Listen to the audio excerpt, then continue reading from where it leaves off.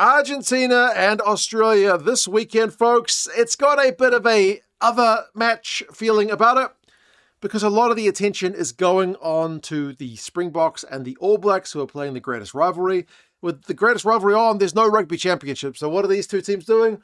They are playing their own two-match series over in Argentina. It's not going to get that much attention, as I said, but it could be a really interesting couple of weeks. You got two teams in very different positions right now. The Pumas have not had a great start to 2026, only winning one match, but they did push the world champion Springboks to within 7 points with a very experimental team just a couple of weeks ago, as they've had to rest a bunch of their European-based players, otherwise they wouldn't get an off-season. So a bit of depth building going on for the Argentinians. For the Wallabies, they've had a coaching change. Started the July matches with a couple of losses, but then Joe Schmidt won his final game in charge, and then Les has taken over, Les Kiss, with 2 wins over Japan. So wins against Italy, then 2 over Japan are not exactly going to set the world alight, but the Wallabies, when we look at their stats, they seem to be tracking quite nicely. So I, for one, am really excited to see how these two teams go this weekend. We'll go over the squads, some of their stats, some predictions, and recent history, and you guys can let us know your thoughts on how it is going to go. I hope you guys watch it, because like I said, it's going to be, for mine, a really interesting couple of weeks for both these sides. Now, the Pumas, I mentioned, experimental side against the Springboks. Like the usual faces, you know, Julio Montoya, he's not there. Chocobares in the midfield, he's not there. Malia, obviously injured, he's not there. Many of their regulars not available because of their duties in Europe, mean they need a break. But they sent out the youngsters against the Boks and did remarkably well. And it is the same starting 15 from that game who are playing the Wallabies this very weekend. So you got Wegner, Ruiz, and Moreno. That's your front row. Very, very unfamiliar. Ruiz is the most experienced guy there. I forget how many caps he's got. He's definitely like 20 or 30 caps, but mostly from the bench, because Montoya, he's the captain. He plays 50, 60, 70 minutes every game. Ruiz doesn't get that much of a crack, but he gets a start in the absence of the captain. Made 24 tackles against the Boks. He was an absolute machine. 2 very inexperienced props alongside him, both in single-digit caps.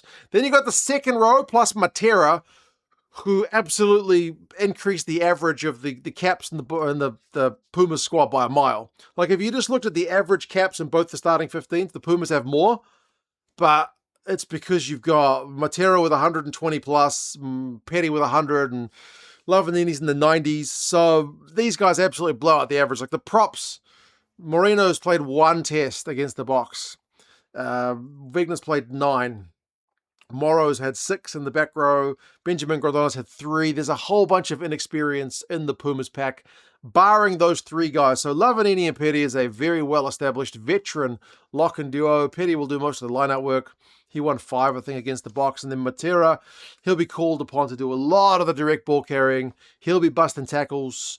If you give him that kind of head of steam up, he's going to be captain fantastic for the Pumas. That's what he's been doing for a number of years. But then like Grodon and Morrow, you can't sleep on those guys either. Morrow also made 24 tackles against the Springboks. So less experienced, but I think showing us with that Springbok result that they do have a bit of depth, even if it's not quite as high profile in Argentinian rugby. Benitez Cruz and Santi Carreras is the 19 combo. Benitez Cruz has been kind of in the mix of a bunch of 9s for the Pumas for a number of years, as they've not really had an out-and-out first-choice number 9. And then Santi Carreras has largely lost the number 10 jersey to Thomas Albanoz, but Santi Carreras for a number of years was the Pumas' first-choice starting 10. He's such a versatile player, fullback, wing, 10. He can play many positions in their backline. But another thing, kind of like Matera, I know he's a back, not a forward, but he loves getting the ball in his hands and having a carry. He's quick, so definitely a guy to look out for. And then the midfield is Valerolo and Cinti. Cinti is the more experienced of those two fellas. Valerolo's only got like 3 caps as well. But Cinti is another Mr. Versatile, useful guy. Also pretty defensively solid. He'll be looking to set up the guys around him. And then there's some genuine pace in the wings. Iskaro, the 7s man. Mendy on the left wing had, 3 line breaks against the Boks. And then Priscantelli's got 5 caps. That kind of second playmaking option at fullback. It's inexperienced, man. Like I said, there's a few guys who have a bunch of caps and a whole bunch who don't have that many. in this Pumas squad. They've got Oviedo, who's a Western Force current player on the bench. His line-out throwing against the box left a lot to be desired. Hopefully he's kind of calmed those nerves after making his test debut in that last game where he can be a bit more settled here. Martinez and Rapetia, they're the two replacement props. Elias, Piconas, Mojano, Roger, and Moroni, the other replacements. So interestingly, they've brought in Nicolas Roger, so it's an extra back rather than the extra forward for the Pumas. They played kind of a 6-2 against the box, but they're opting for the extra back up against the Wallabies. For the Wallabies, they've likewise made quite a few changes. The coach, Les Kiss, he's talked about building a bit of depth. So that's clearly the focus of what he's doing, because he's rotated a fair few guys in. Like, it's a whole new front row. Isaac Kailea with the South American connection, which the Aussie Rugby AU website was talking up. He's got, I think his mum's from Chile, they said. So traveling to South America, even if it's not Chile, is still got a bit of a personal connection for him. We haven't seen him play for the Wallabies for a wee while, but he's in at loose head.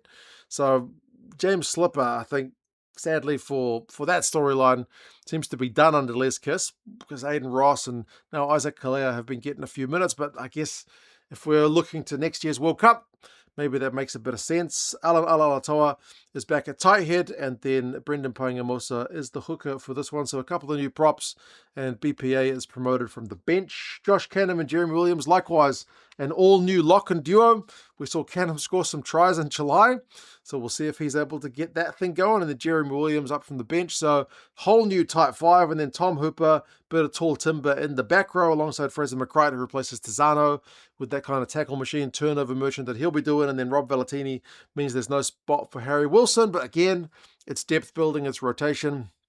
Seems to be a game to do that rather than just flogging Wilson, who's played a lot of rugby under both coaches, to be fair. Lonergan is at 9 alongside Carter Gordon. It's kind of a combination that seems to work pretty well, because Carter Gordon, every time you see him get tackled, you worry that he's going to get up with some kind of limp, or you don't want him to kick too many balls because you feel like he could injure himself. Like, a good player, like really, really fun guy to watch, great running game, but you just worry that he's going to get hurt because he's had such a bad run with injuries. But with Ryan Lonergan there taking the kicks at goal, and they largely kick off 9 with Ryan Lonergan, so it feels like you've got a good partner for Carter Gordon there, running 10 and kicking 9. Paisami and Henry is not the usual midfield combo of Ikitau and Suoli'i, but they worked pretty well in that last match against Japan. Isaac Henry in particular was getting a heap of carries. Both of them, to be fair, had a load of carries, both Paisami and Henry, but Henry was really impressive in his first start for the Wallabies. And then the back three is really sexy dangerous. Tom Wright at fullback, Jorgensen on one wing, Potter on the other. Those guys got heaps of breaks and defenders beaten and meters between the three of them. So, yeah, attacking-minded Wallabies back three, I would say. So most of the changes essentially come in the forwards, with the backs largely unchanged or totally unchanged.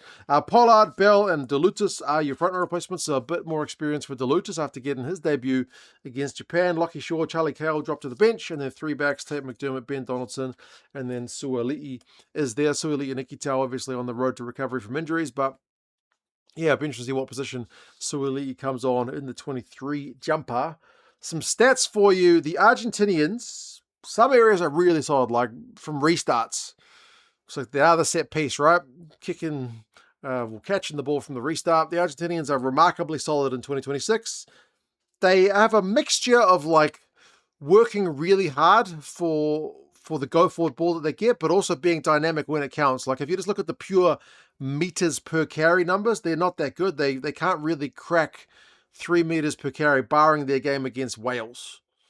They were struggling for that bit of penetration. But that being said, they got 6 line breaks against Scotland, 7 against England, 8 against South Africa, and then 12 against Wales. So they are a team that can cut you to bits when they do get those kind of key moments. And they even busted 53 tackles against England in that losing effort, which had bloody yellow cards galore.